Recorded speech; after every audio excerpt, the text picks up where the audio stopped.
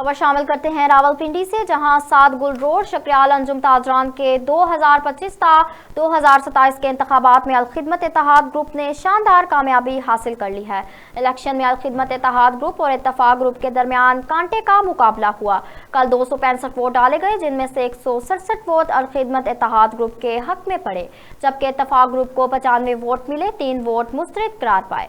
नताइज के मुताबिक गनी उर रहमान सदर और अजीज खान जनरल सेक्रेटरी मुंतखब हुए, जबकि चेयरमैन दिलावर खान, नायब सदर मलिक फैसल, ताजीम अहमद अब्बासी इंफॉर्मेशन सेक्रेटरी और दीगर ओहदेदारान भी कामयाब करार पाए।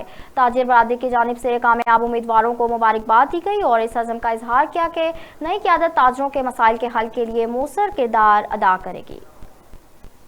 अब तक के लिए इतना ही। देखते रहिए B42 न्यूज़।